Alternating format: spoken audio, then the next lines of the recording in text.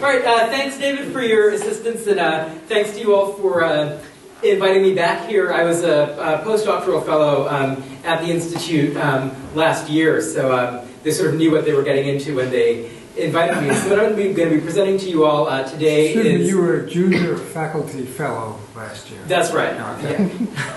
Yeah. Yeah.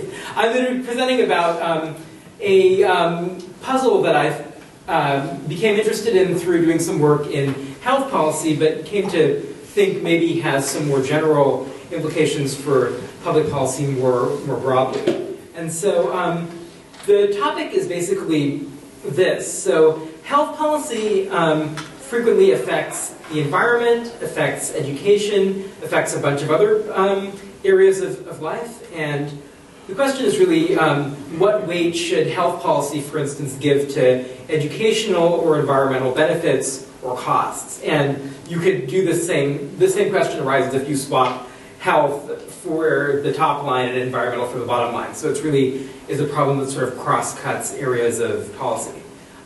So one answer, which I'll call sort of the tunnel vision approach, is that health policy really shouldn't give any weight or not much weight to these other effects. So this here is a quote that apparently is from Bob Gooden, although I couldn't find where he says this. It's in an article by Dan Brock about indirect and non-health benefits in health policy. And Gooden apparently says, the health minister just thinks that her job is to look after health. She doesn't really care about the effects of the policies that she adopts on values other than health. And so there's two ways philosophically that we might interpret this view. One is to say we should give no weight at all from the perspective of the health minister to non-health costs, non-health benefits.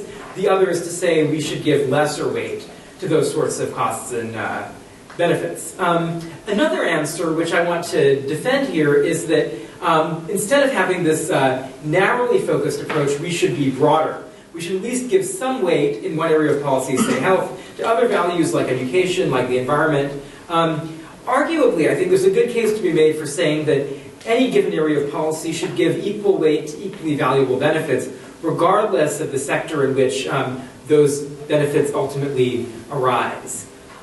So I'll give a few examples here, wearing sort of now more my law hat, about enabling statutes and other directives to agencies that seem to advocate or seem to gesture toward the first narrower approach, the one that Gooden talked about. So if you look at these descriptions of the enabling language for the commerce and the labor departments in the US, they sort of focus not on the promotion of the general welfare, but on the promotion of certain specific aims. So the Commerce Department has this goal of fostering and promoting commerce in certain industries. The Labor Department has the goal of promoting and fostering the welfare of wage earners and advancing opportunities for them. There are other agencies, the Energy Department, for instance, that uses slightly different language. The idea here is that the goal is the promotion of the general welfare, and energy policy is sort of a means to this more general end. But even this language also includes a requirement that in doing this, they're supposed to foster, insofar as possible, the good health of various actors within the energy sector. So it's unclear how to understand that insofar as possible. Is it that they're supposed to do that up until they really can't anymore, or is it supposed to be you just do it insofar as it also promotes the general welfare? NGOs, non-governmental organizations, you see a similar issue. So a lot of them are organized around what's called a vertical model, where they each focus on a specific problem. And for instance, there'll be an HIV NGO, one focused on tuberculosis, another one focused on water quality. And you end up with problems like, say that you have a lot of money for your water quality NGO, you just start hiring workers. If there's no thought about broader priorities, you may end up just hiring workers away from one another, and even in the end, not promoting the general good in the way you might if you had more coordination among the aims of these organizations. Again, assuming that they take themselves to be interested in the general welfare and not merely in, say, maximizing water quality come what may. So I in thinking about why some of these arrangements might be problematic, I was inspired by a fellow Texan and actually fellow Austinite, O. Henry, who has this short story, The Gift of the Magi, where basically there's this couple, most of you are familiar with the story. The husband really wants to buy his wife this beautiful hair ornament, so he sells his watch to buy the really nice thing for her hair. He comes home on Christmas, and it turns out that she's sold her beautiful long hair, I guess is the market for hair, in order to buy him a decorative chain for his watch. So this is a case where people sort of not coordinated about the ends that they're pursuing end up undermining one another's ends, and it's very sort of tragic and sort of touching at the same time. And you can have a similar thing happen, I think, with agencies, although it's perhaps less touching than in the O. Henry story. So this is a sort of toy example I have here, which is that you could have a case where taking an action could reduce the incidence of disease, but would do so by also imposing some environmental burdens. If you were the health minister reasoning the way that Govind described, you would just say, release the predator, let's get rid of the disease, don't worry about the ecosystem. If you're an environmental minister, you say, let's get rid of this species that's causing environmental problems, let's not worry about health. In the end, the structure is going to be sort of reminiscent of what philosophers call the money pump problem. So you can get this with one individual agent who has sort of internally inconsistent preferences. So if there's this example from a paper of Tom Dougherty's. This is a really old example, but I think he puts it nicely. If I prefer chocolate over vanilla, vanilla over strawberry, but strawberry over chocolate, and like Toby is the ice cream seller, she can keep offering me choices between two flavors, and I keep trading them out and giving her like 25 cents to give me the next flavor, and eventually I run out of money because of my uncoordinated individual preferences. And here, this is a case where different groups that should maybe be coordinated run into an analogous problem.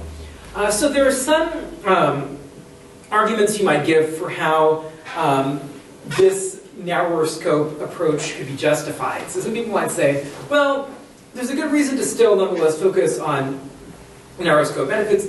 The reason why is role obligations. So maybe professionals have a fiduciary duty to their clients, and so that's a reason for sort of focusing narrowly on a single sphere. I'm not particularly persuaded by this. I'm not sure, first, whether the duty is to promote their interests overall, or whether it really could be properly described as just promoting their interests in a certain sphere. I also think it's doubtful that administrators, unlike sort of regular professionals, have a fiduciary duty to their particular beneficiaries, as opposed to a duty to society more generally. And I think even if the administrators are also professionals, their sort of narrow scope duties should still be subordinate to their duty to promote the general welfare. Another argument that I see here, this is an argument that Frances Cam talks about in some of her work on medical ethics, is that maybe goods have to be distributed in accordance with their purpose. So people talk about this, for instance, with relation to certain medicines, or I think Cam's example is about human organs. So a bunch of reasons I think this is not going to be very persuasive. There are many goods that don't have a consensus purpose, or there's even consensus that they don't have a purpose.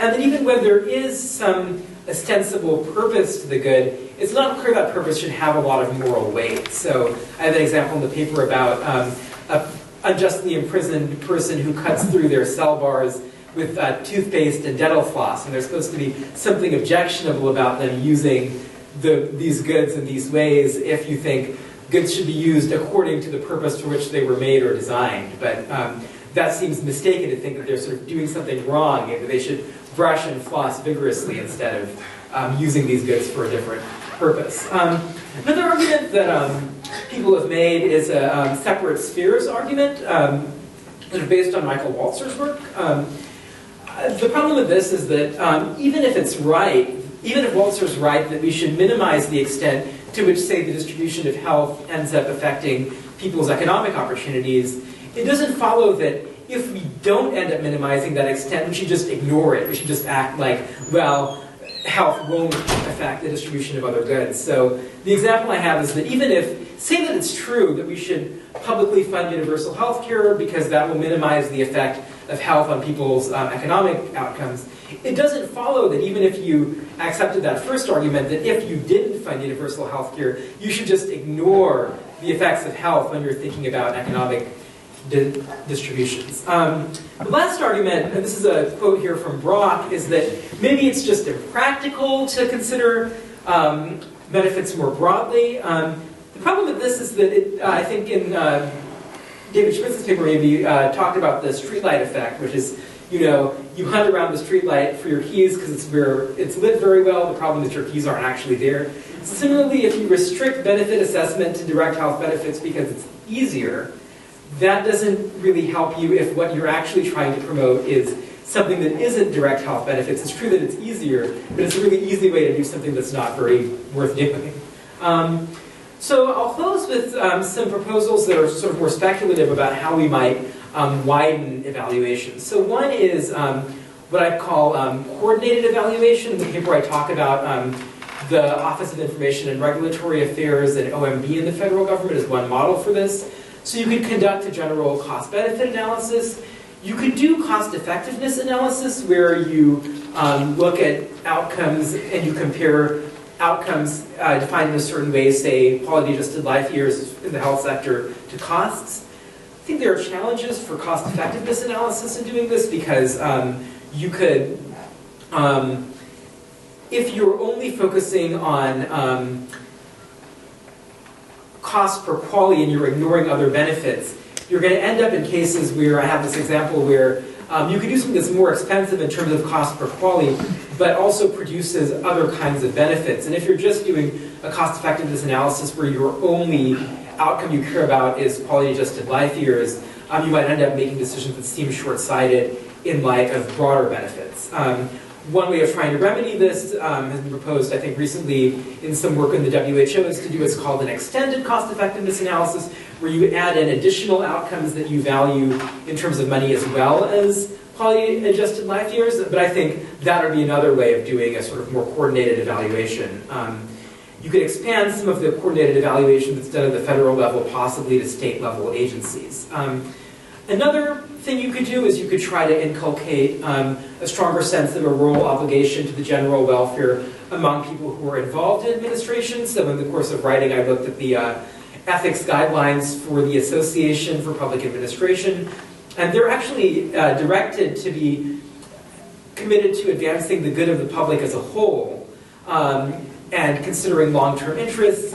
And they should also subordinate institutional loyalties to the public good. I think it's an interesting question whether in practice this sort of hortatory language makes a difference, but I think it's an interesting question whether role obligations might do some work in widening the scope of how people think about what they're trying to do.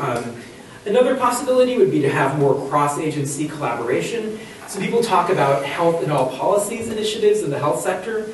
You could also have all policies in health efforts where you try to get decision makers within the health sector to consider non-health effects of their policy making.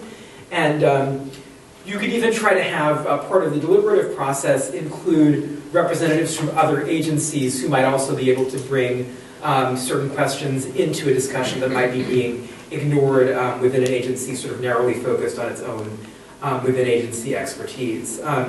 The last thing which I talk about in the paper is that you maybe could do a sort of performance-based budgeting where you, John Broome in some of his work on valuing health talks about, instead of focusing on the promotion of health, Broome thinks that healthcare agencies, for instance, should be focused on promoting the general welfare, but with health as sort of the lever by which they're doing this. And so in this model, policymakers from each sector would develop proposals for using the levers at their disposal to sort of serve the general welfare, frame the proposals in terms of contribution to the same ultimate end, and then you evaluate proposals against this more general background. And again, I talk about this a little bit more in the paper.